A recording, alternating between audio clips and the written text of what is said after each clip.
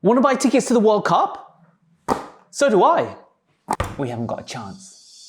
As of late May, tickets across the 16 cities where matches are being held cost an average of $1,279. In the New York metro area alone, a seat costs an average of $2,790. Tickets for the 2026 World Cup are so expensive that FIFA might leave some seats unsold. The cheapest tickets that were made available cost $60 and were offered in limited supply. And even that price tier was only added after a public outcry over the cost of attending one of the world's biggest sporting events.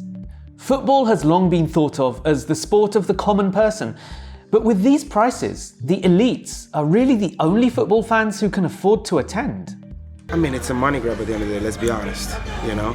FIFA generates millions of dollars in any World Cup, potentially the most in this one. So I understand it on a business standpoint, but the fans will suffer. Actually, FIFA won't just generate millions from this tournament. They're looking to generate over $11 billion. And so the World Cup has become just another symptom of global income inequality. Which gets to the bigger question behind this World Cup.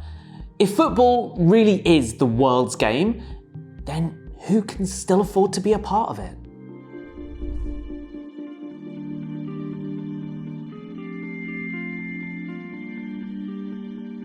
You know, it wasn't supposed to be this way.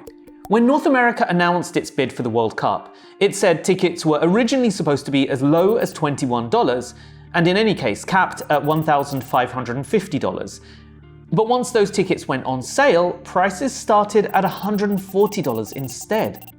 And final match tickets ultimately cost much more than $1,550, but we'll get back to that later. Now, I know what you're thinking. The scalpers. The bots. The scalper bots. But it's not simply an issue of independent scalpers reselling tickets. In fact, FIFA maintains an official resale marketplace. And guess what? The league charges a 15% fee to both ticket sellers and buyers, essentially allowing FIFA to earn 30% of the transaction.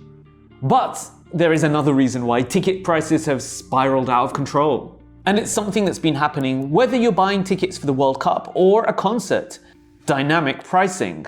Concerns of digital price tags using dynamic pricing, different prices at different points in time or location. Dynamic pricing has become such a common practice in the US that lawmakers in several states have passed laws to regulate or outright ban the practice. But in the meantime, FIFA has eagerly capitalized on dynamic pricing. In fact, part of why FIFA brought the games to North America was because it could generate more revenue from US consumers than from those elsewhere. FIFA is also using variable pricing, which is when prices are manually rather than automatically adjusted based on supply and demand. But this method also contributes to massive price hikes. And the scale of these price hikes becomes obvious when you compare one World Cup to the next. Tickets to the final match of the 2018 World Cup in Russia cost about $1,100. For the 2022 World Cup final in Qatar, a ticket would cost about $1,600. That's a 45% increase in price, outpacing any overall inflation. This year, that seat cost nearly $11,000, dwarfing the price of attending any World Cup prior. And the most expensive seat at the final reportedly costs nearly $33,000 as of May 2026. That might be why the literal president of the country co-hosting the tournament had this to say when asked about World Cup ticket prices. "I did not know that number. I would certainly like to be there, but I wouldn't pay it either, to be honest with you." The steady and then sudden dramatic price rise of World Cup tickets is actually one sign of a much bigger problem seen across football. Take the English Premier League. It's the wealthiest football league in the world, generating over $8 billion annually, mostly from selling the TV rights. See, ticket sales often make up just a small percentage of the overall earnings for these clubs. In fact, at one point, many teams could even make tickets free and still be profitable. Still, clubs have also been raking in record revenue from ticket sales. in 2025, major clubs like Arsenal, Chelsea, Liverpool, Manchester City, Manchester United, and Tottenham earned an average of 19% more on ticket sales than in the previous year. And long-time fans are the ones paying the price. For example, the average Arsenal fan pays about $119 to attend a match. Man United raised prices for kids from about $33 to $88. That's more than double. And Tottenham has eliminated new senior season tickets, with pre-existing ones having their original 50% discount reduced to just 25% off by 2029.